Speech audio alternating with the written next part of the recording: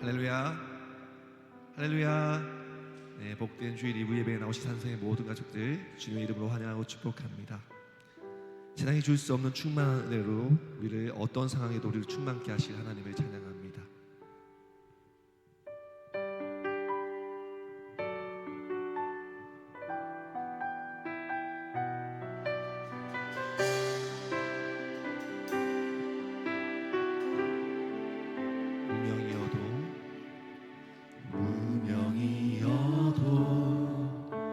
공허하지 않은 것은 예수 안에 난 만족함이라. 가난하여도 부족하지 않은 것은 예수 안에 오직 나는 부요함이라. 고난 중에도 견뎌낼 수 있는 것은 주의 계획 있기 때문이라. 실패하여도 일어설 수 있는 것은 예수 안에 오직 나는 승리함이라. 난 예수로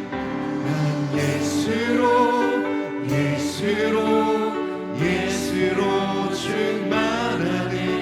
난 예수로 충만하네. 난 예수로 충만하네. 영원한 왕 내 안에 살아내. 난 예수로 충만하네. 난 예수로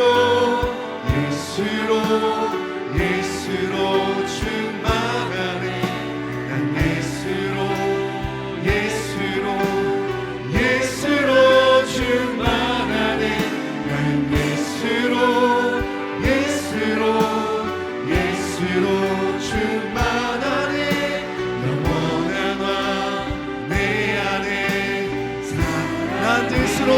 충만하네.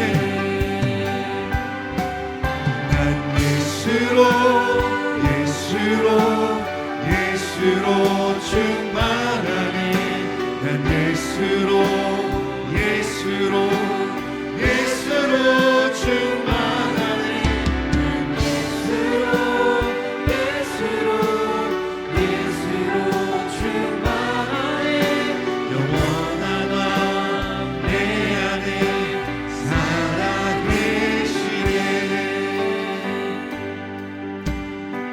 내 몸이 약해도 내 몸이 약해 낙심하지 않은 것은 낙심하지 않은 것은 예수 안에 난 완전함이 화려한 세상 화려한 세상 부럽지 않은 것은 난 예수로 예수로 충만함이라. 난 예수로 예수로 예수로 충만하니 세상 모든 것들도 부럽지 않네.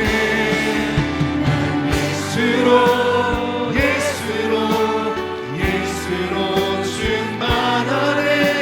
영원한 왕 내 안에 살아계.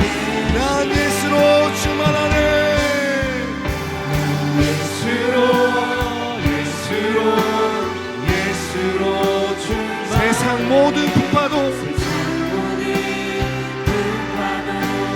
두렵지 않네. 난 예수로 예수로 예수로 충만하네. 영원한 왕 내 안에 살아계. 난 예수로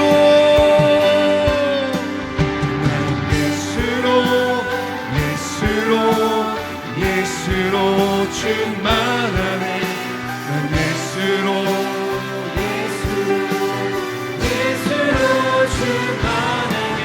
난 예수로 예수로 충만하네. 영원한 왕 내 안에. 우리의 목소리로 고백합시다. 난 예수로 충만하네. 예수로 예수로 충만하네. 난 예수로 예수로 충만하네. 난 예수로 예수로 충만하네. 영원한 왕 내 안에 살아. 난 예수로 충만하네.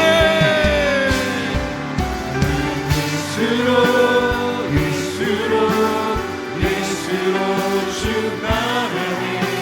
난 예수로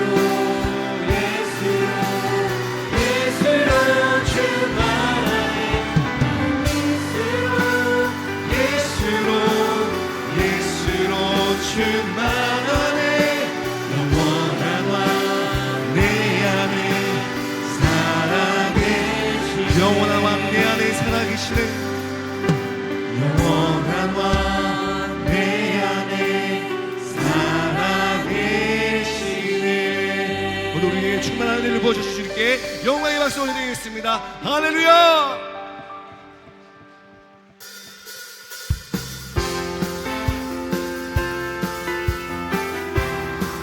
거룩하신 성령이여 오늘 우리에게 임하여 주시옵소서. 거룩하신 성령이여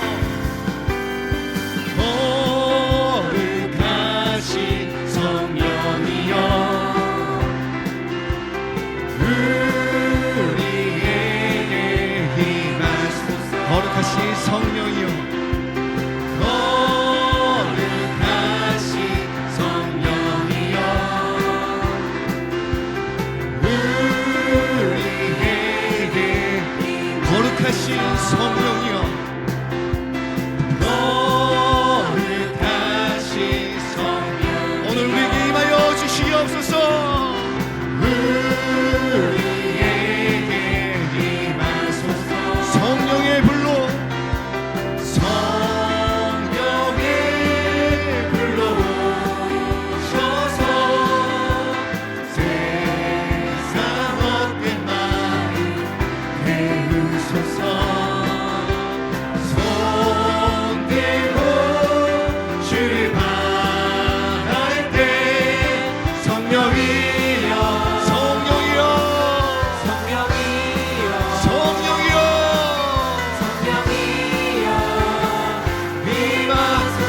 거룩하신 성령이여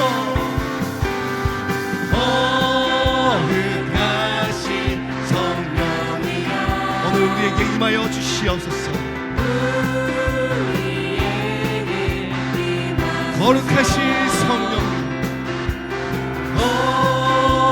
거룩하신 성령이여 우리에게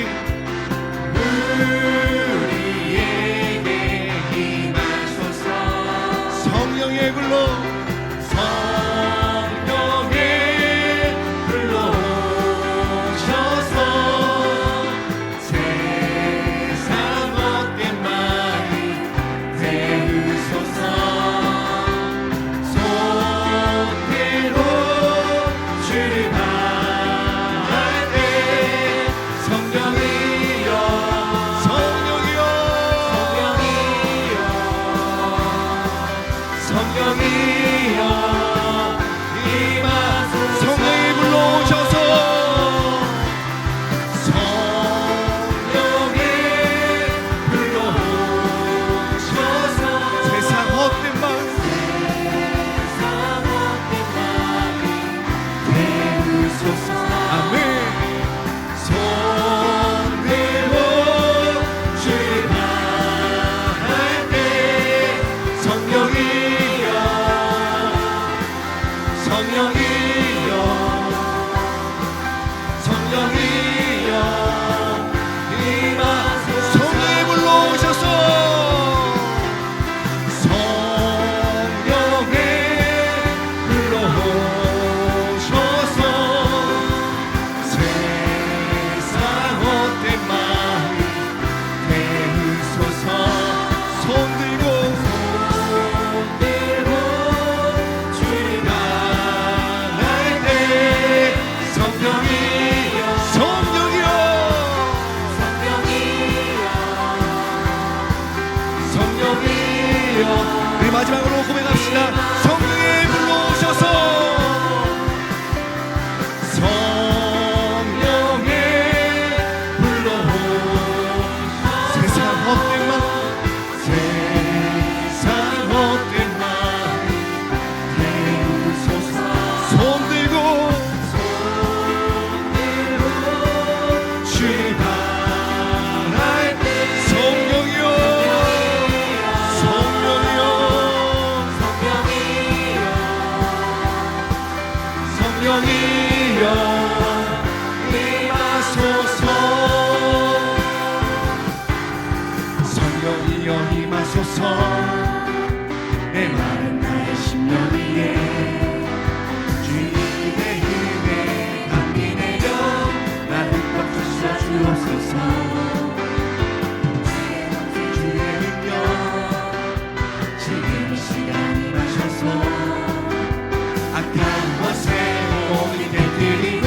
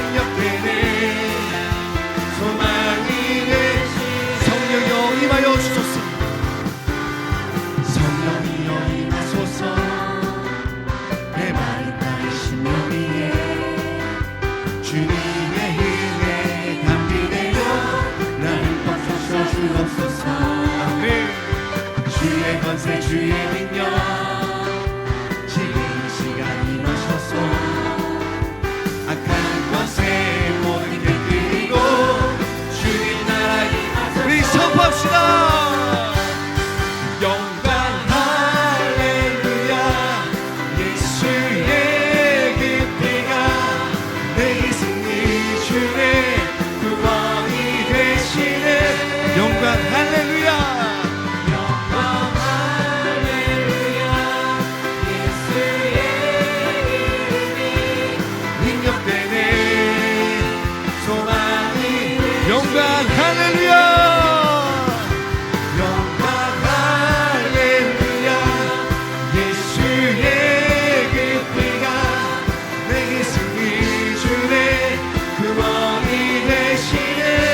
영광 할렐루야. 영광 할렐루야. 예수의 이름이 능력되네. 우리 여러분의 목소리로 영광 할렐루야. 영광 할렐루야. 예수의 그 피가 내게 승리 주네. 구원이 되시네. 영광 할렐루야. 예수의 이름이 능력되네. 소망 영광 할렐루야. 영광 할렐루야. 예수의 그 피가 내게 승리 주네. 구원이 되시네. 아멘. 영광 할렐루야. 예수의 이름이 능력되네. 소망이 되시네. 능력되네. 소망이 되시네. 능력되네. 소망이 능력되네. 소망이 되시네. 능력되네. 소망이 되시네. 예수 있게 하신 주님께 영광의 박수 올려드리겠습니다. 할렐루야.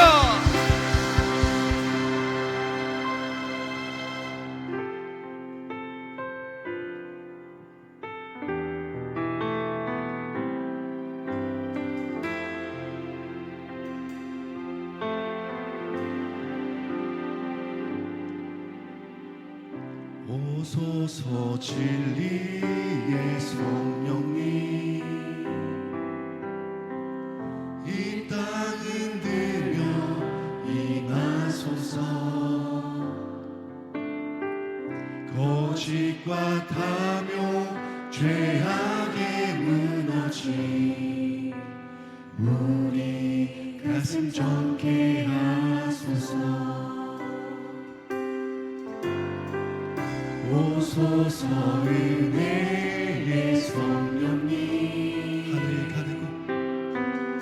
하늘 가리고 임하소서.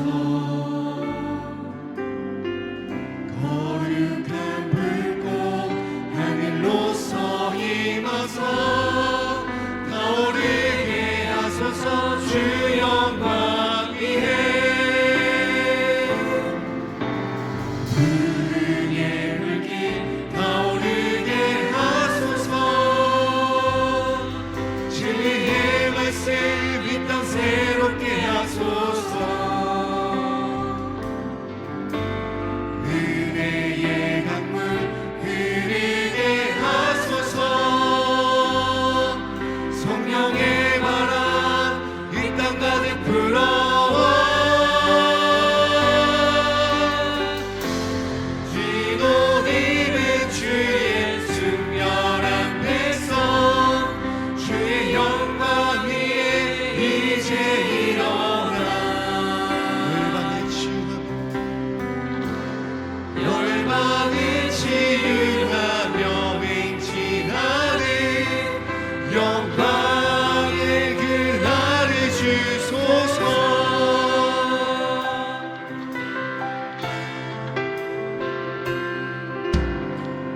오소서 진리의 성령님 이 땅 흔들며 이 땅 흔들며 임하소서. 거짓과 탐욕 죄악에 무너진 우리 가슴 정케 하소서. 오소서 은혜의 성령님 오소서 은혜의 성령님 오늘 우리 임하여 주시옵소서. 하늘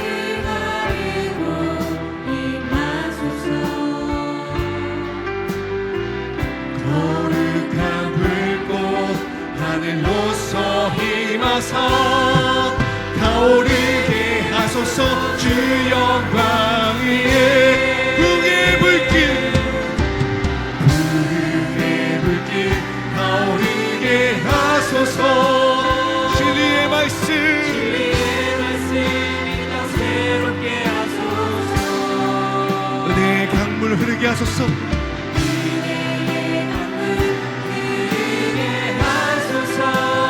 성령의 바람 이 땅 가득 불어와. 기도리는 주의 순결한 백성 주의 영광 위에 이제 일어나 열방을 치유하는 열방을 치유하며 행진하는 영광의 우리 두 손을 높이 들고 주님을 찬양합시다. 부흥의 불길 타오르게 하소서. 부흥의 불길 타오르게 하소서. 진리의 말씀 이 땅 새롭게 하소서. 주님 은혜의 강물 흐르게 하소서. 성령의 바람 이 땅 가득 불어와. 빌로님은 주의 순결한 백성 주의 영광 위에 이제 일어나 열방을 치유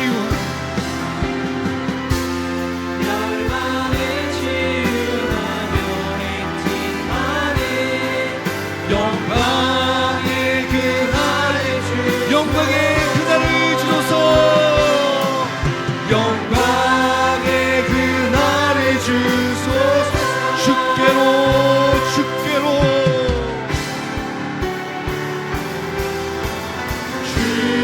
주께로 주께로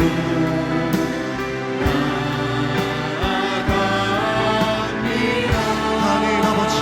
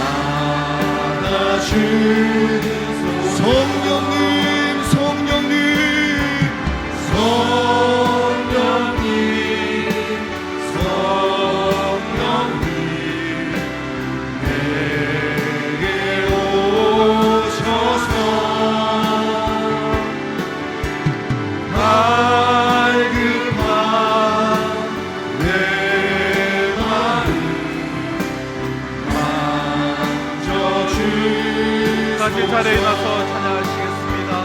십자가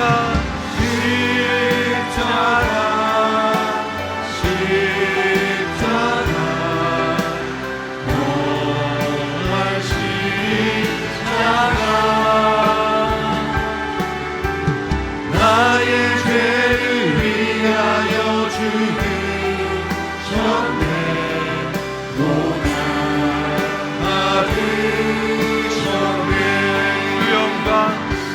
주 영광 여기 임하사 열방 향해 그 빛 비추소서. 주의 얼굴 구하네. 주의 향기 얻으소서. 주 영광 이 자리에 임하여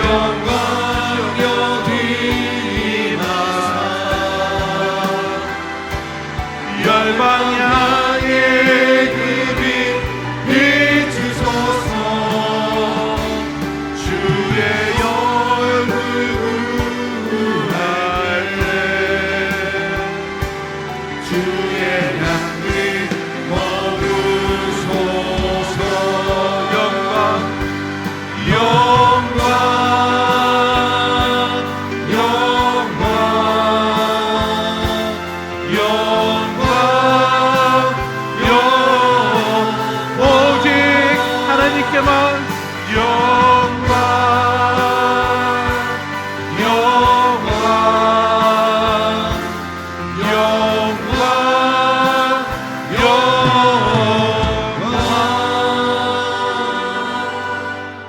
모든 나라들아 여호와를 찬양하며 너희 모든 백성들아 그를 찬송할지어다. 우리에게 향하신 여호와의 인자하심이 크시고 여호와의 진실하심이 영원함이로다. 아멘.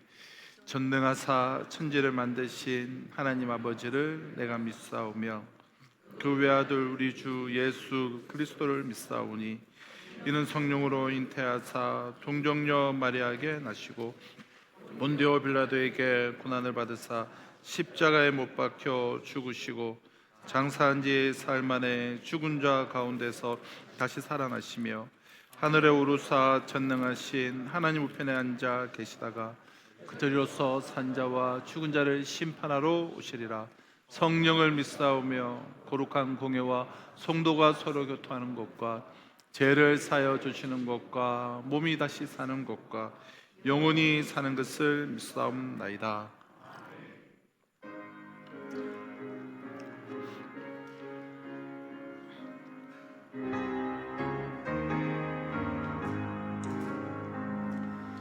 예수가 우리를 부르는 소리 금성 부르러 문 앞에 나와서 사면을 보며 우리를 기다리네. 오라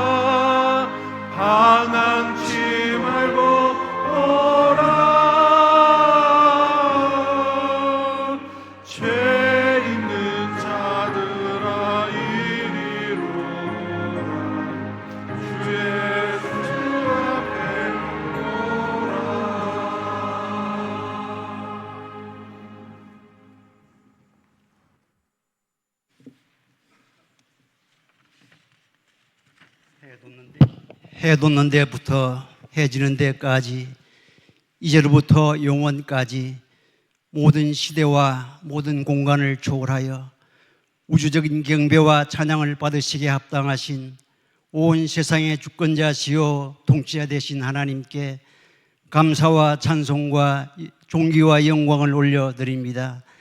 말씀이 육신되어 십자가에서 죽으심으로 율법의 저주에서 속량하여 주시고 그의 피로 긍휼함을 입은 자들이 주님의 날 영과 진리로 드린 예배 가운데 성령으로 찾아오심을 감사합니다. 예배를 통하여 그리스도와 연합하여 구원의 즐거움이 회복되고 성도들의 믿음의 진보와 기쁨을 이루지 못하게 하는 편견과 고정관념, 낡은 전통과 습관, 잘못된 마음의 생각들을 완전히 버리고 오롯이 왕이신 하나님께 굴복하여 오늘 내리실 바 성령 안에서 온 성도가 함께 지식에 넘치는 그리스도의 사랑을 알고 그 넓이와 길이와 높이와 깊이가 어떠함을 깨달아 하나님의 모든 충만하신 것으로 충만케 하여 주옵소서. 하나님, 이 나라 민족 가운데 은총을 베풀어 주옵소서.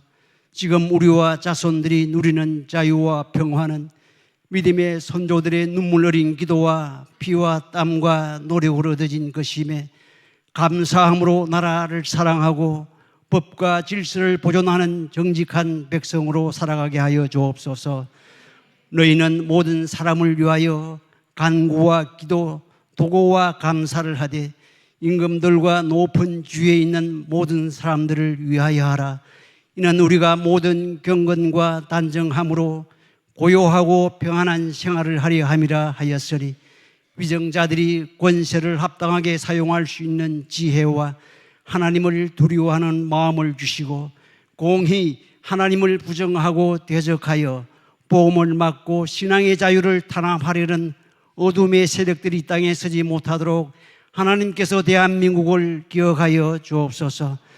지구촌 곳곳에 전쟁과 테러, 자연재해로 인한 난민과 고아들, 수많은 사람들이 절대 빈곤으로 어려운 환경과 고통 가운데 살고 있사오니 한국교회와 또 보내받은 선교사들을 통하여 그들에게 그리스도의 복음이 전해지고 그들을 돕는 구호의 손길이 닿을 수 있도록 은총을 내려 주옵소서.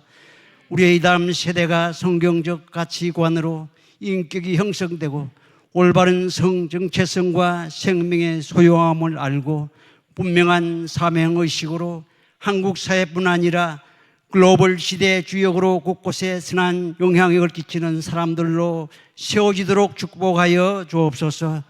진행 중인 25년 정직이 세미나를 통하여 직분자들과 또 가르치는 자들에게 사명감을 일깨워주는 유익한 영적 시간이 될 수 있도록 은혜를 베풀어 주시옵소서. 찬양대가 한 주간 기도와 믿음으로 준비하여 올려드릴 찬양 가운데 영광을 받아주시고 구비란 예물도 기쁘게 연락하여 주옵소서.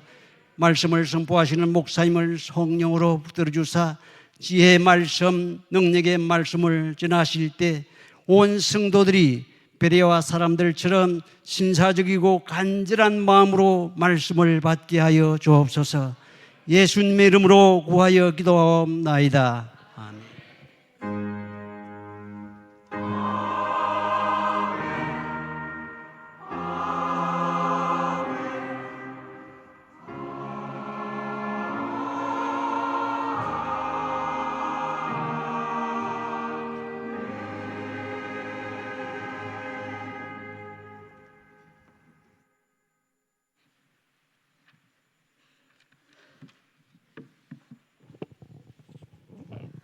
오늘 우리에게 주신 하나님의 말씀은 사도행전 10장 9절로 16절 말씀입니다.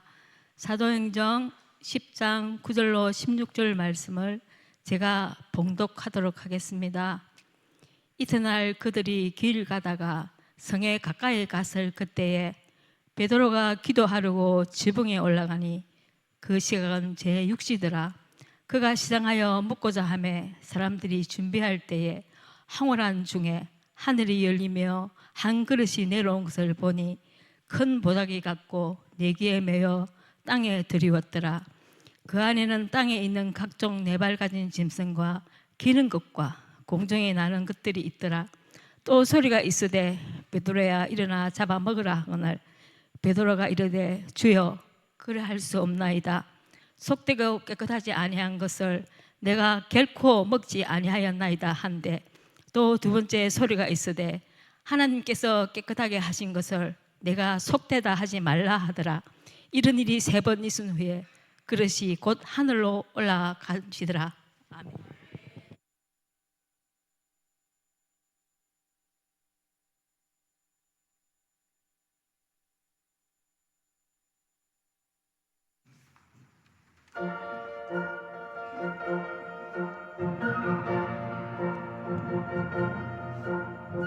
주님 따라가다 보면 세상의 수많은 유혹 중에 흔들려 이 길이 아닌 것 같지만 주님 따라가다 보면 모든 것이 여기 내게 오면 확신이 든다네. 이 길은 생명의 길.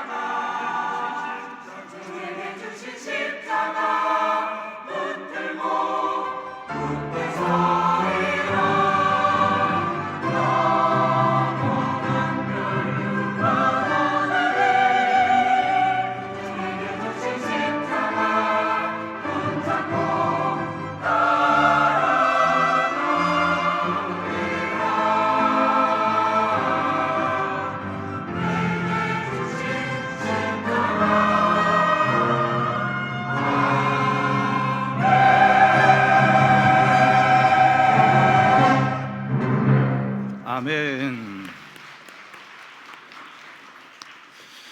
오늘 우리 봉헌 찬양이 있겠습니다. 우리 김주람 자매 나와서 우리 봉헌 찬양하는 가운데 우리 또 하나님 앞에 우리 예물 올려드리도록 하겠습니다. 우리 예수로 사는 인생이라는 제목으로 우리 김주람 자매 우리 특별 찬양 있겠습니다.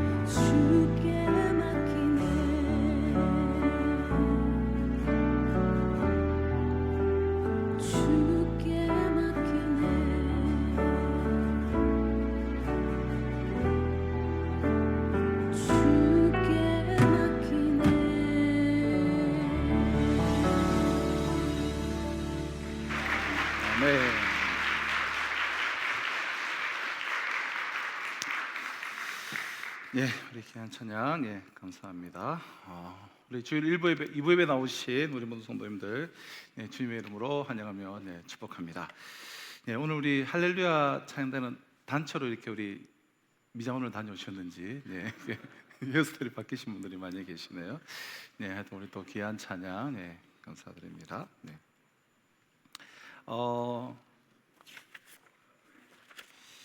우리 청지기 세미나가 우리 지난주에 이어서 오늘 우리 2주차로 우리 진행이, 네, 됩니다.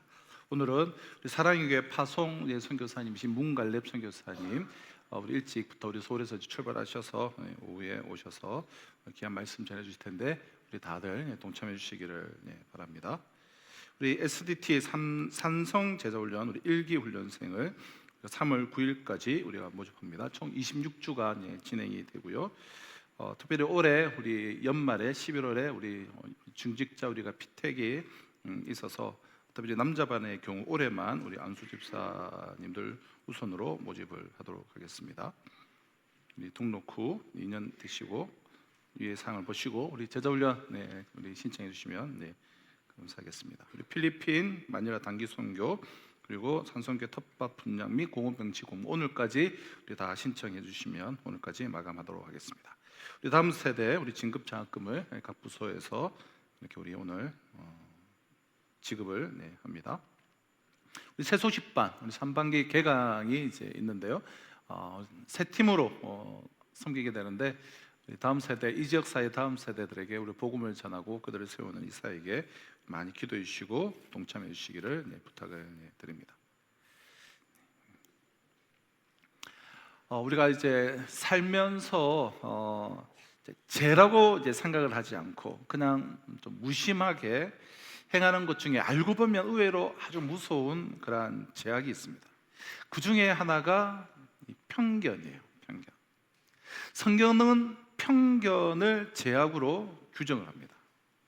편견이 무서운 이유는 큰 파괴력을 지니고 있음에도 사람들이 그것을 잘 의식하지 못하기 때문이에요. 이 말은 하나님은 그것을 큰 죄다라고 그렇게 여기시는데 아무것도 아닌 것으로 우리가 취급할 수 있다는 뜻입니다. 만약 인간이 모든 편견에서 우리가 정말 이렇게 자유로울 수만 있다면 오늘 이 지구상에서 일어나는 모든 문제의 90% 이상은 지금 당장 다 해결될 것입니다. 이 얘기를 바꾸어 말하면 우리가 겪고 있는 수많은 문제들은 사실 편견에서부터 비롯되었다라는 거예요. 요즘은 이제 좀 민감한 시기라서 각자가 이제 받아들이는 해석에도 편견이 있을 수 있기 때문에 좀 멀리 떨어진 좀 과거의 일로 제가 예를 들고자 하는데요. 1992년 이제 봄 LA 한인타운 폭동 사건을 우리가 이제 기억을 하실 것입니다. 자, 큰 무리의 흑인들이 LA 시내에서 폭동을 일으켰습니다. 그 결과 5,200개의 빌딩이 불타버리고 1992년 당시의 환율로 1조 원 이상의 그러한 피해가 났습니다. 2,350명이 부상을 당했고 54명은 목숨을 잃었습니다. 그 피해의 대다수는 한인들이었습니다. 척박한 이민생활 가운데 평생 피땀 흘려서 재산을 모아 이 가게를 샀는데 이 보험 하나 넣지 못하고 그것이 다 불타버려서 온 가족이 그 울부짖는 모습이 미국 TV 화면에 그대로 생중계가 되었습니다. 한인들이 이 일을 당할 이유가 전혀 없습니다. 백인 경찰들이 한 흑인을 방망이로 구타하는 일이 계기가 되어서 흥분한 흑인들이 무리지어서 나왔습니다. 백인들을 공격해야 되겠지만 이 백인 동네는 멀리 떨어져 있기에 또 차단되어 있기에 백인들을 공격할 수는 없었습니다. 이에 화가 난 군중들이 한인타운으로 몰려가서 온 건물을 불지르고 총을 쏘아서 그 많은 사상자를 낸 거예요. 한인들이 무슨 잘못을 했습니까? 아무 잘못도 저지르지 않았습니다. 이유가 있다면 오직 한 가지, 흑인들의 편견 때문이었습니다. 백인들의 편견으로 인해 인종차별을 당한 흑인들의 한인들에 대한 편견이었습니다.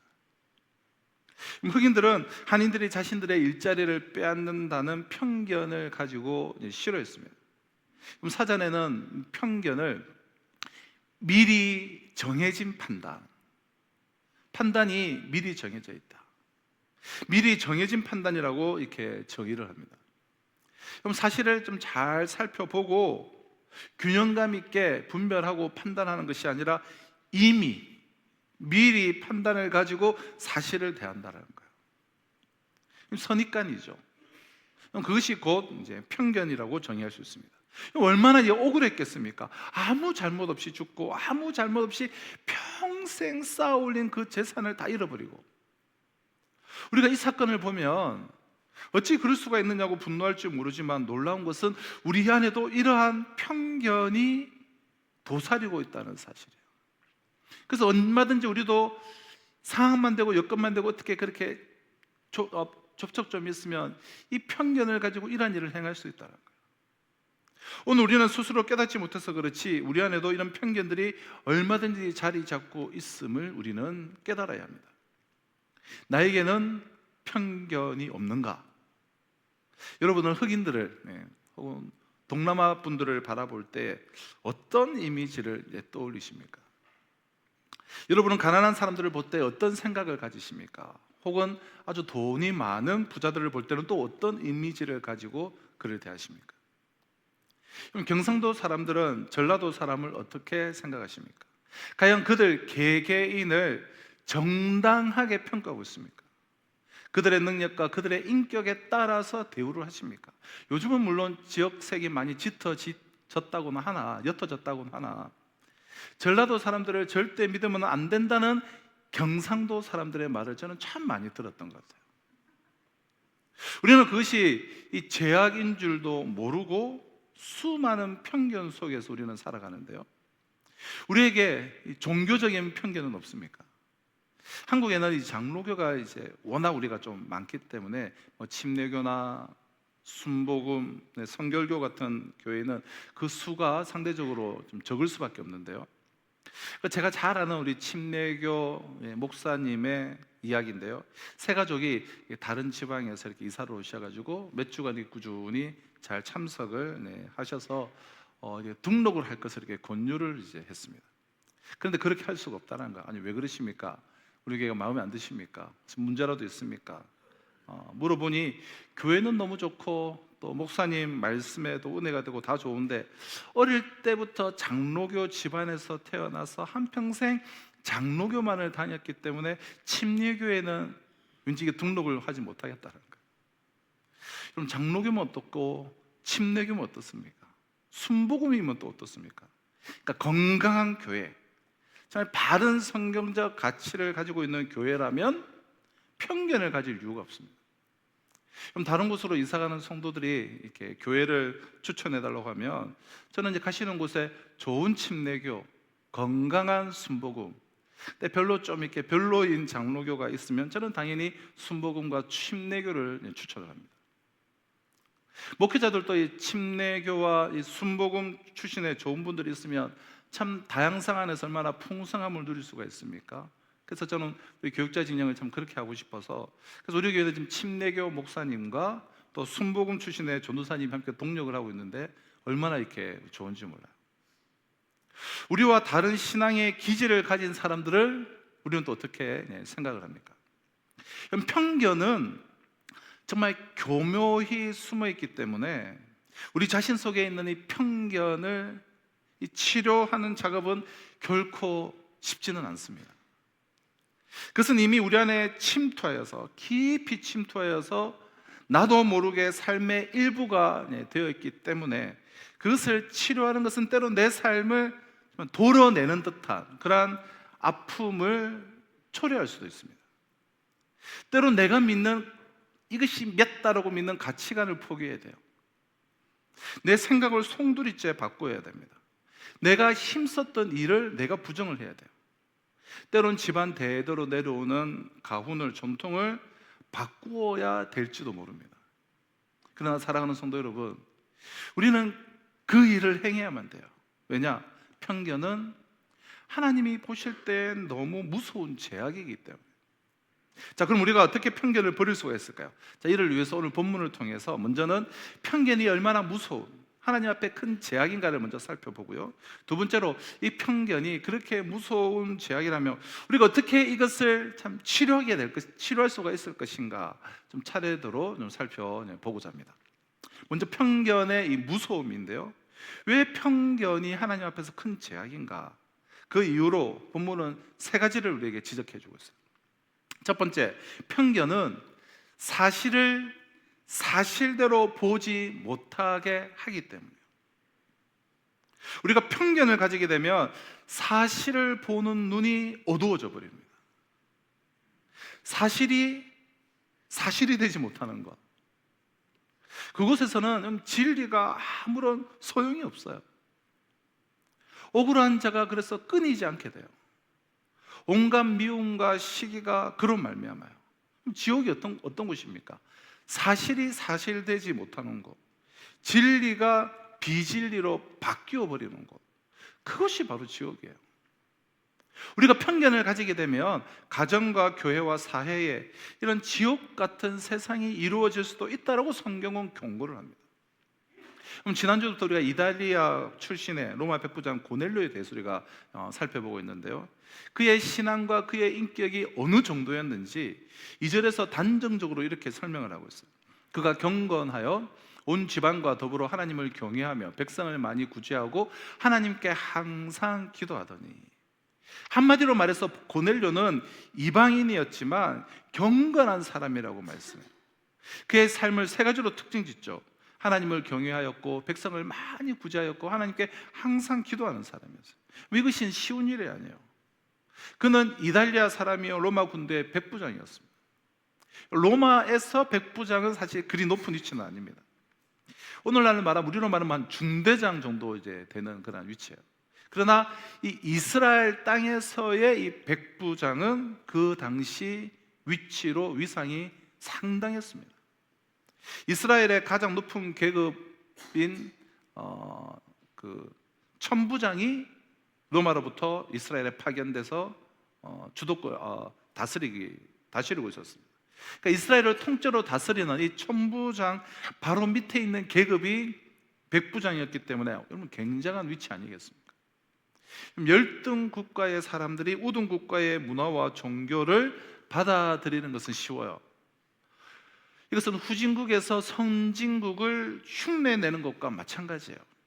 그러나 선진국 사람들이 후진국의 문화를 받아들이는 것은 쉬운 일이 아니에요. 게다가 정복자가 피정복 국가의 종교를, 신앙을 받아들인다는 것은 이것은 상상을 초월하는 일이에요. 지금 고넬료의 입장이 그런 입장이에요. 지금 이스라엘은 그의 통치 아래에 있었고 로마는 이스라엘을 속국으로 삼아서 다스리고 있었습니다. 유대인의 입장에서 보면 고넬료는 지금 점령군의 지도자예요. 우리나라 근대사에 겪었던 그 일제 간점기를 생각해 보면 이 수도 서울의 책임을 맡은 일본의 이 장교인 거예요. 그럼에도 불구하고 이 고넬료 백부장의 위치를 가진 그는 이스라엘 사람들을 믿는 그 하나님을 경외했다라고 얘기합니다. 자기가 통치하고 있는 백성들을 학대한다고 한들 누가 뭐라고 하겠습니까? 근데 이스라엘 사람들을 많이 구제했다라고 성경은 얘기합니다. 이게 얼마나 어렵고 얼마나 놀라운 일입니까? 로마의 백부장이 이런 경건한 생활을, 그것도 식민지 국가에 주둔지에 와서 식민지 백성들이 믿는 그 하나님을 믿고 섬긴다는 것은 정말 놀라운 일이에요. 게다가 자기 혼자 신앙생활 하는 것도 어려운데 그는 온 집안 식구들과 더불어서 하나님을 경외했다라고 본문은 말씀해요. 정말 놀라운 기록이죠. 자, 그러나 이 모든 이 놀라운 일이 베드로나 유대인들에게는 아무것도 아니었습니다. 왜죠? 고넬료의 신분 때문이었습니다. 그는 이방인이었습니다. 이방인이라는 단 하나의 이유가 고넬료의 그 모든 아름다운 일들을 다 무효화시켰던 거예요. 아무도 그의 신앙생활을 통해서 감동받지 않았습니다. 여전히 저 이방인 하면서 거리를 뒀을 뿐이에요. 유대인들은 오히려 냉소하며 냉담했습니다. 그럼 고넬료의 그 삶이 부족해서가 아니라 고넬료가 이방인이었기 때문에 그의 기도와 구제, 이 모든 것이 유대인들에게는 한낱 허사였던 거예요. 이런 편견이 얼마나 무서운지요. 이처럼 편견은 사실을 사실대로 보지 못하게 만듭니다. 노벨 문학상을 받기도 했고, 또 아주 유명한 영국의 작가이자 비평가의 버나드 쇼라는 그런 사람이 있어요. 그는 1900년대 초반에 이 영국 사회 여러 부조리와 이 편견들을 관찰해서 비평을 주로 하던 그런 사람인데요. 한 번은 미켈란젤로의 작품을 좋아하는 사람들은 로댕의 작품을 굉장히 싫어한다는 것을 알고 이들의 편견을 교정하기 위해서 하나의 실험을 했습니다. 자신의 집에 큰 파티를 열고 미켈란젤로의 작품을 좋아하는 사람들을 골라서 초청을 했어요. 그들은 서로가 미켈란젤로의 팬이라는 것을 몰라요. 자, 파티가 무르익어 갈 때쯤 이 버나드 쇼가 나와서 마이크를 딱 잡았습니다. 제가 여러분들에게 아직 공개된 적이 없는 아주 귀한 그림을 보여드리겠습니다. 그리고 방에 가서 그림을 하나 가지고 와서 앞에다 걸었습니다. 여러분 멋있죠? 이것이 바로 그 유명한 로댕의 작품입니다. 자, 장례가 조용해지더니 웅성웅성합니다. 이어서 편견에 사로잡힌 혹독한 비평들이 쏟아져 나왔습니다. 색깔이 왜 저 모양이냐? 구도는 왜 저러냐? 극비하는 적어도 그림이라고 그렸냐? 이런 난도질이 거의 끝날 무렵에 버나드 쇼가 다시 마이크 앞에 나와서 당황한 표정을 지으면서 사과를 했어요. 아, 여러분, 제가 실수를 했습니다. 그만 그림을 제가 잘못 갖고 나왔습니다. 이 그림은 로댕의 작품이 아니라 미켈란젤로의 작품입니다. 그러자 그냥 찬물을 확 끼얹은 듯 장례가 조용해졌어요. 여러분, 편견이 얼마나 어리석은지 아십니까? 그것이 로댕의 작품인 줄 알았을 때에는 그 그림이 형편없이 보였던 거예요. 왜? 그들은 미켈란젤로의 팬이었기 때문에. 그러니까 그것은 사실 미켈란젤로의 작품이었어요. 이처럼 편견은 사실을 사실되게 바라보지 못하게 만들어요. 너무나 엄연하고 너무나 명백한 사실인데 편견에 사로잡히는 사람들은 그 명백한 사실을 사실로 보지를 못해요. 편견은 참으로 무서운 거예요. 편견이 왜 무서운가? 진리를 진리되지 못하게 하고 사실을 사실로 바라보지 못하게 하기 때문입니다. 편견의 무서움. 왜 편견이 하나님 앞에서 큰 제약인가? 두 번째, 편견은 아무 이유 없이 상대방을 죽도록 미워하게 만들기 때문에. 편견에 사로잡혀서 타인을 미워하는 사람을 보셨습니까? 그들은 상식도 없고 목적도 없고 뭐 이유도 없어요. 누구누구는 이런 사람이다라는 편견을 딱 갖고 있으면 그 다음부터는 그 사람이 그 무슨 말을 해도 그 무슨 행동을 해도 무조건 그 편견 아래에서 바라보고 판단을 하게 되는 것을 보게 됩니다. 무슨 행동을 해도 정말 무슨 말을 해도 객관적으로 판단하지 않습니다. 그 사람을 제대로 바라보지 못하는 거예요. 심지어는 자신에게 정말 도움이 되는 말을 하고 도움이 되는 행동을 해도 거부해요. 그렇게 편견은 참으로 무서운 거예요. 그럼 유대인들은 아무 이유 없이 이방인들을 미워하고 능멸을 했습니다. 경멸을 했어요. 자, 오늘 본문에 나타난 여러분 베드로 역시 아직까지 마찬가지예요. 그가 비록 이렇게 짐승을 다루는 무두장이를 부정하게 여기면서도 그 무두장이가 만드는 가죽은 좋아하는 이 이율배반적인 자기 이중성과 자기 모순을 극복하고 다른 유대인들과는 달리 극복하고 무두장이 시몬의 집에 지금 유숙을 하고 있지만 유대적 편견이 완전히 해결된 것은 아니었습니다. 그는 여전히 정하고 부정한 것에 유대 율법주의적인 편견을 갖고 있었습니다. 그만큼 이 편견이라는 것이 지독한 거예요. 우리가 왜 그렇게 만난 적도 없고 본 적도 없는 일을 그렇게 미워합니까? 편견 때문이에요. 편견을 통해서 바라보기 때문이에요. 편견은 아무 이유 없이 상대방을 미워하게 만듭니다. 이것이 편견의 무서움이에요. 나도 모르는 사이에, 내가 전혀 깨닫지 못하고 있는 사이에 하나님 앞에 엄청난 제약을 범할 수 있다는 것이 편견의 문제예요. 왜 편견이 하나님 앞에 큰 제약인가? 첫째는 편견은 사실을 사실대로 보지 못하게 하기 때문이고, 둘째는 편견은 아무 이유 없이 사람을, 상대방을 미워하게 만들기 때문이고, 마지막 세 번째로 편견은 하나님의 역사를 너무나 많이 방해하기 때문입니다. 그럼 인간 안에 있는 편견이 얼마나 하나님의 역사를 방해하고 있는지 모릅니다. 우리도 참 우리가 갖고 있는 이 편견 때문에 하나님의 그 자유로운 그 성령의 바람이, 그 성령의 바람이 이리저리 휘감는 그 역사를 우리가 방해하는 경우가 참 많아요. 내가 갖고 있는 그 경험의 그 한계 아래 때문에. 우리가 70년, 80년을 살면서 기껏 경험할 수 있는 세계라는 것은 사실 그렇게 크지 않습니다. 우리 한국교회가 이 신앙생활을 하는 것이 다 옳고 다 정답이 아니에요. 그럼 세계를 우리가 좀 나가보신 분들은 더 확실히 아시겠지만, 한 가지 결론은 하나님은 광대하시고 하나님은 너무나 다양하시다는 거예요. 얼마나 하나님이 광대하게 다양하게 모든 민족에게 복음을 증거하시는지 우리는 다 헤아릴 수 없습니다. 우리가 복음을 전하거나 사람을 만날 때에도, 우리가 우리의 인생을 좀 성실하게 살아갈 때에도 우리 속에 내가 갖고 있는 선입관 때문에, 내가 갖고 있는 그 편견 때문에 하나님의 일을 방해하고 사람을 함부로 정죄한 적은 없는지, 우리는 벌써 학벌, 지역, 이런 나름대로의 이 세상이 갖춰야 되는 기본적인 것들 때문에 그 사람들 속에 그 창의적이고 그 사람을 통해서 하나님께서 역사하시고자 하시는 하나님의 그 행위와 하나님의 그 일들을 너무 많이 놓치고 방해할 때가 많아요. 여러분, 정말 이 시간 잠시만 진지하게 한번 생각을 해보시길 바라요.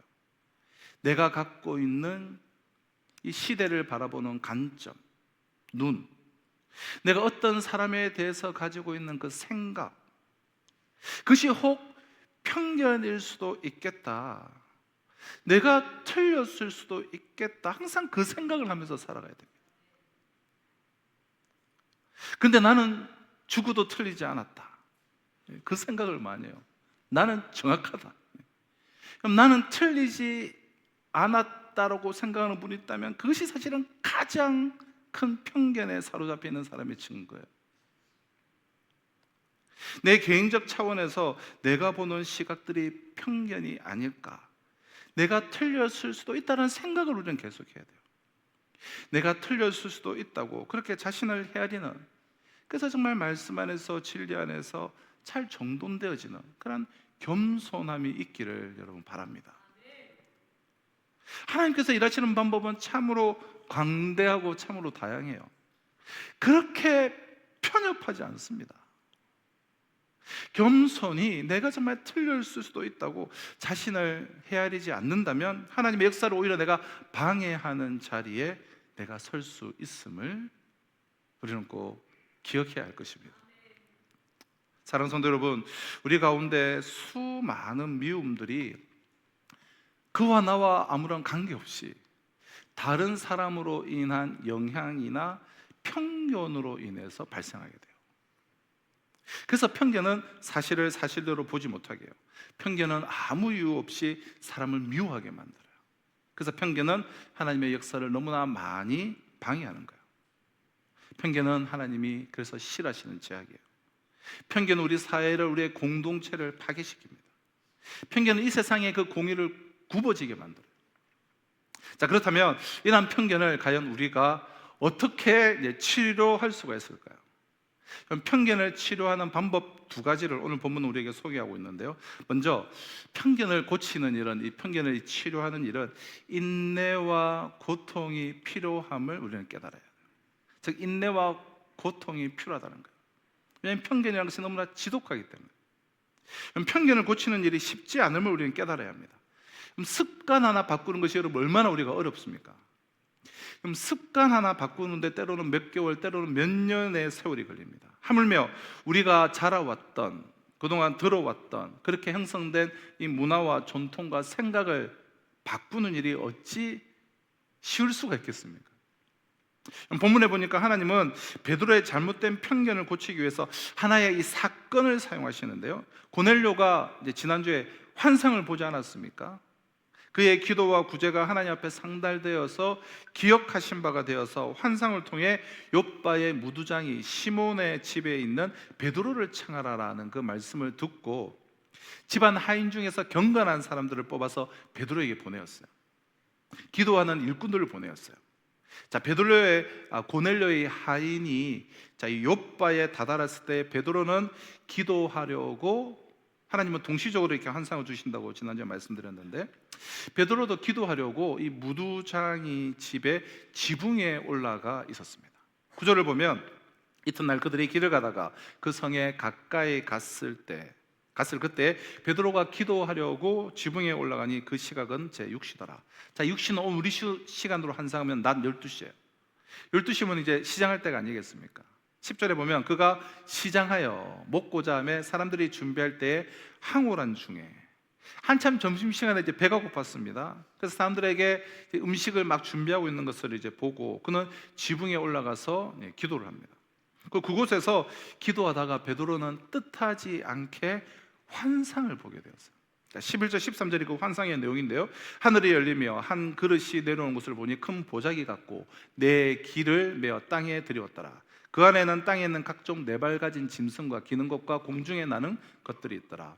또 소리가 있을 때 베드로야 일어나 잡아먹으라 하거늘. 하늘로부터 큰 보자기 같은 그릇이 내려왔는데 그 속에는 유대인들이 부정하게 여기는 온갖 짐승과 새들이 들어있었습니다. 그래서 그것들을 잡아먹으라는 음성에 대해 베드로는 14절에 자신은 속되고 깨끗하지 않은 것을 결코 먹지 않는다는 답변으로 하나님께 맞섰어요. 그때 15절에 하나님께서 깨끗하게 하신 것은 너가 속되다고 할 수가 있느냐, 그럴 수 없다라는 음성이 다시 들렸어요. 무슨 말입니까? 잡아먹으라는 거예요. 베드로야 잡아먹으라. 그런데도 베드로는 못 먹겠습니다. 다시 세 번째 말씀하십니다. 베드로야 잡아먹으라. 내가 못 먹겠습니다. 16절을 보면 이런 일이 3번 있은 후에 그 그릇이 하늘로 올라갔습니다. 여러분, 환상 속에서 베드로가 부정하다라고 간주한 온갖 짐승과 새들은 실은 이방인의 상징이었습니다. 당시 베드로를 비롯한 이 유대인들은 이방인을 부정한 존재로 간주하고 있었어요. 그러므로 베드로가 보았던 환상의 의미는 하나님께서 이스라엘 백성을 죄에서 구원해 주셨듯이 이방인의 죄 역시 씻어 주셨으니 이방인들을 받아들이기를 꺼리지 말라라는 뜻이었습니다. 그래서 똑같은 환상과 하나님께서 깨끗하게 하신 것을 너가 속되다 하지 말라는 동일한 음성이 3번이나 계속해서 반복되어진 거예요. 강조를 하신 거예요. 하나님께서 구원의 복음을 유대인의 전유물로 그릇 이해하고 있던 베드로의 그 편견을 고정시켜 주시기 위해서였습니다. 여러분, 지금 베드로가 이 환상을 본 장소가 어디입니까? 사실 이게 너무 놀라운 장면 아닙니까? 욥바의 바닷가에 위치한 무두장이 시몬의 집 옥상이었어요. 사도행전 9장을 살펴볼 때 말씀드렸듯이 전통적으로 유대인들은 이 가죽 제조공인 무두장이를 인간 이하로 취급을 했습니다. 유대인들은 죽은 짐승의 시체를 부정하게 간주하여서 그 부정한 짐승의 시체를 만지는 사람까지 부정하다고 단정을 하면서도 그들이 만든 가죽 제품은 좋아하는 그 인간에 대한 무서운 자기 모순과 이율배반적인 이중성, 그 편견이 있었어요. 하지만 베드로는 자신의 그 유숙지로 그 집을 선택함으로써 수많은 사람들이 와달라고 했지만 그 모든 집들을 마다하고 그 무두장이의 집을 선택함으로써 자신이 무두장이에 대한 그릇된 그 편견을 극복하였음을 만천하에 스스로 공포를 하는 바로 그 현장이었어요. 다른 곳이라면 모르되 적어도 그 무두장이의 집에서라고 한다면 베드로는 이방인들에 대한 편견마저 극복할 것을 촉구하는 환상과 그 음성의 그 의미를 좀 바르게 깨달아야만 하는 것 아니겠습니까? 게다가 지금 베드로를 위해서 음식을 준비하고 있는 이들이 누구죠? 뭐 유명한 식당의 요리사들이었을까요? 무두장이 집안 식구들이에요. 무두장이 시몬의 아내였겠죠. 그러니까 역한 피비린내로 인해서 역한 냄새가 진동하는, 그리고 부정한 자들의 부정한 손으로 만든 그 음식이었어요. 그것을 지금 며칠 동안 계속 먹고 있었습니다. 그런 베드로가 어찌 하나님의 말씀을 내가 정하다 한 것을 너는 부정하다 하지 말라고, 이 하나님의 말씀을 한 번도 아니고 3번씩이나 부인할 수가 있단 말입니까? 어떻게 이것을 거역할 수가 있다는 거예요. 그러나 베드로는 3번이나 먹지 못하겠다고, 하나님의 말씀을 거역했다고 본문은 기록하고 있어요. 무엇 때문입니까? 그 편견 때문이라는 거예요. 그럼 내 문화와 그 습관을 바꾸는 것, 내 생각을 바꾸는 것, 지금 내 안에 들어와 있는 그 생각과 판단과 정보를 바꾸는 일이, 선입견을 바꾸는 일이 이렇게 어렵다는 거예요. 베드로는 짐승의 가죽을 벗겨내는, 그래서 역한 냄새가 진동하는 무두장이의 집에서 무두장이의 집안 식구들이 만들어주는 음식을 거리낌 없이 그렇게 받아 먹으면서도 이방인에 대한 편견을 극복할 것을 촉구하는 환상과 음성에는 3번씩이나 그 의미를 깨닫지 못했다. 당시 베드로가 무두장이에 대한 편견을 극복하기는 했지만, 그러나 무두장이 시몬 역시 자신과 같은 유대인이요, 이방인이었던 것은 아니었습니다. 그러므로 그때까지 베드로가 사마리아인이나 또 이 무두장이처럼 자신과 같은 유대인들에 대한 그 편견은 극복이 되었지만, 그 편견의 극복이 자신과는 본질적으로 다른 이방인에게까지는 미치지 못하고 있었다는 거예요. 이와 같은 사실은 우리로 하여금 인간에 대한 편견의 이 타파가 얼마나 어려운 일인지를 깨닫게 해주는 거예요. 우리가 한 인간에 대해 지니고 있던 편견을, 어떤 인간에 대한 가지고 있는 편견을 내가 극복했다고 해서 그것이 곧 다른 인간이나 모든 인간에 대한 그 편견의 극복을 의미하는 것은 아니라는 것입니다. 내가 가진 편견을 하나님 앞에서 고치는 일이 이렇듯 어렵다고 본문은 말씀해요.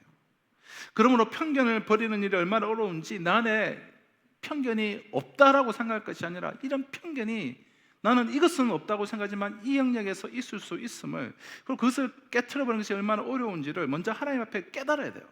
먼저 직면하는 것이 중요해요. 나는 그렇지 않다라고 여길 것이 아니라, 자, 이렇게 깨닫고 직면한 후에 둘째, 하나님의 눈으로 상대방을 바라봐야 됩니다. 이것이 너무나 중요해요. 베드로가 계속 아니라고 이렇게 얘기를 하니까 하나님이 두 번째 와서는 이렇게 말씀하셨어요. 자, 15절을 보실까요? 또 두 번째 소리가 있으되 하나님께서 깨끗하게 하신 것을 내가 속되다 하지 말라 하더라. 우리가 상대방을 바라볼 때에 주의해 보아야 할 것은, 과거에 다른 사람들이 저 사람을 어떻게 보았느냐가 아니에요. 주변 사람들이, 내 친구가 그를 어떻게 나에게 얘기했는가가 아니라는 거예요. 우리가 사람을 바라볼 때마다 기억해야 할 것은 하나님이 그를 어떻게 보시는가, 하나님이 과연 그를 깨끗게 하셨는가.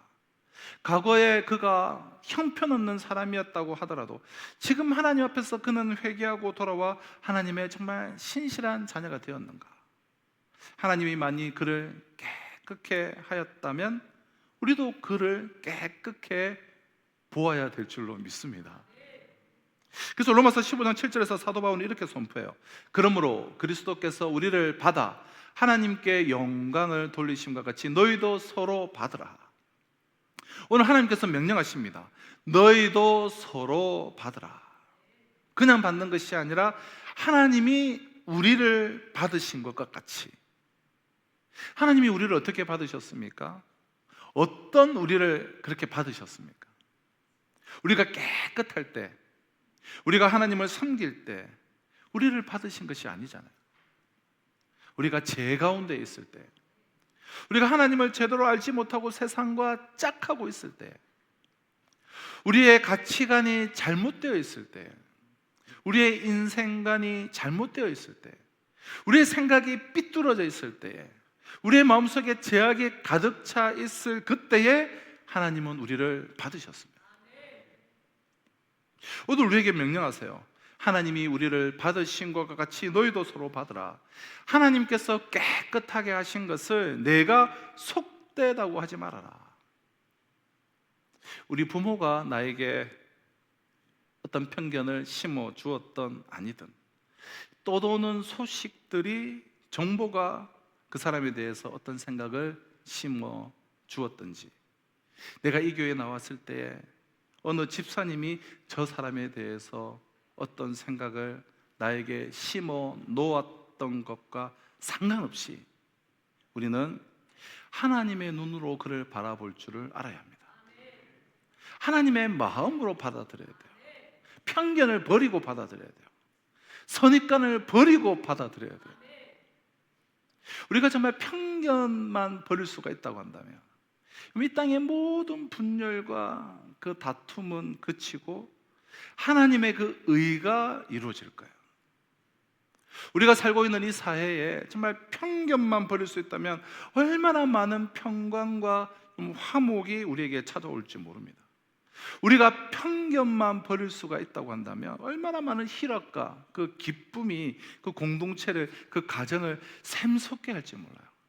로마서 14장 17절 말씀과 같이 하나님의 나라는 의와 평강과 희락이기 때문에요. 여러분 어떠십니까? 혹시 이 아침에 미워하는 사람, 싫어하는 사람의 그 명단이 떠오르십니까? 스스로에게 한번 물어보십시오. 여러분이 왠지 모르게 싫어하는 사람, 지금 현재도 불편한 관계를 유지하고 있는 사람이 있습니까? 그리고 한 가지 더 질문을 해보십시오. 여러분이 불편하게 지내는 그 이유를 정말 분명하게 얘기할 수가 있습니까? 여러분이 그 사람을 싫어하는 그 이유를 정말 하나님 앞에서 정말 명확하게 이야기하고 하나님께 맞다라는 이야기를 받을 수 있겠습니까? 혹 그 이유가 그 사람의 집안 내력이나 혹 주위 사람의 혹평에 근거한 것은 아닌지요? 당신이 정말 그 사람을 경험해 보셨습니까? 좀 더 다양한 경로를 통해서 알아보고 1대1로 만나서 얘기를 나눠보고 또 삶을 체험해 본 다음에 우리가 그를 비판해도 늦지 않을까요? 너무나 많은 사람들이 편견에 사로잡혀서 선입관에 사로잡혀서 회복해야 할 관계를 회복하지 못하고 단절된 채로 이 세상을 살아갑니다. 그냥 불편한 채로 그냥 살아가는 거예요. 그 사람의 마음속에 상처를 심어줘요. 억울한 마음을 생기게 만들어요. 사실을 사실되게 하지 못하고 진리가 진리되게 선포하지 못하도록 만들고 하나님의 역사를 방해하고 있는 거예요. 사랑하는 성도 여러분, 편견은 무서운 제약입니다.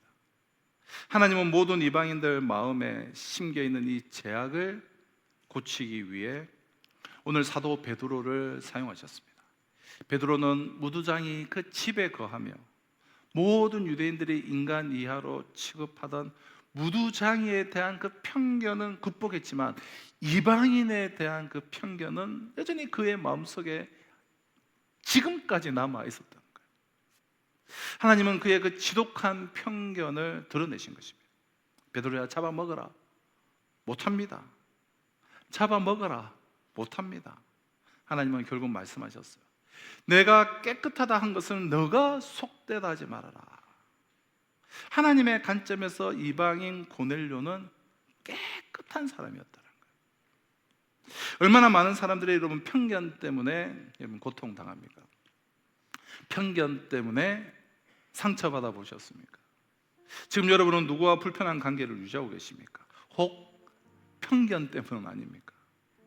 여러분이 가졌던 그 문화와 그 전통과 잘못된 생각 때문에 그를 하나님의 사람으로 바라보지 못하고 인간의 눈과 잣대로 잘못 재고 있는 것은 아니죠. 성숙한 그리스도인이 된다는 것은 하나님의 말씀 속에서 정말 성령의 그 빛 속에서 한 사람이라도 더 많은 사람과 바른 관계 속에서 더불어서 살아가는 것입니다. 그때 우리는 인간의 편견으로부터, 이 시대의 그 숱한 무두장이들과 이방인들을 해방시키며 특히 인간에 대한 그 편견의 그 감옥으로부터 우리 자신을 해방시키는 우리 시대, 이 시대의 베드로들이 될 것입니다. 기도하시겠습니다. 인간에 대한 편견을 지니고 사는 것은 그와 나를 동시에 창조하신 하나님에 대한 거역임을 기억하게 하여 주옵소서. 편견을 가지고 사는 것은 하나님의 역사를 방해하는 일임을 깨닫게 하여 주시옵소서. 우리가 그리스도 안에서 변화되고 성숙해 간다는 것은 인간에 대한 그 편견을 극복하며 인간에 대한 지경을 넓혀가는 것임을 깨닫게 하여 주옵소서. 인간에 대한 편견을 극복하고 해소하는 것은 인간관계의 모든 그릇된 굴레에서 나 자신을 해방시키는 것임을 잊지 않게 하여 주시옵소서. 베드로가 이방인에 대한 편견을 극복하고 고넬료를 찾아감으로 인류의 역사를 새롭게 하는 진정한 사도가 되었듯이 우리가 누구를 만나든 우리 역시 그 사람을 살려는 이 시대의 사도로 쓰임받게 하여 주시옵소서. 예수 그리스도의 이름으로 기도합나이다. 아멘. 자, 오늘 주신 말씀을 우리 가슴에 우리 새기며 우리 마지막 찬양 하나님께 찬양하도록 하겠습니다. 내가 누려왔던 모든 것들이, 내가 지내왔던 모든 시간, 내가 누려왔던 모든 것들이, 내가 지나왔던 모든 시간이, 내가 걸어왔던 모든 순간이 당연한 건 아니라 은혜였소. 내가 하나님의 자녀로 살며 오늘 찬양하고 예배하는 삶, 복음을 전할 수 있는 축복이 당연한 건 아니라 은혜. 모든 것이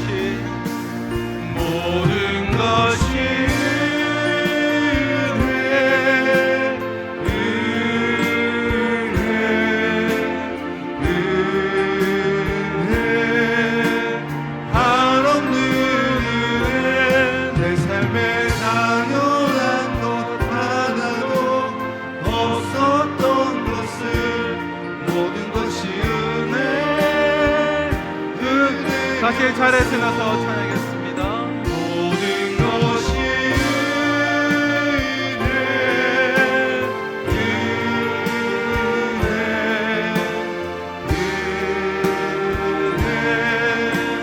한없는 은혜. 내 삶에 당연한 것 하나도 없었던 것은 모든 것이 은혜.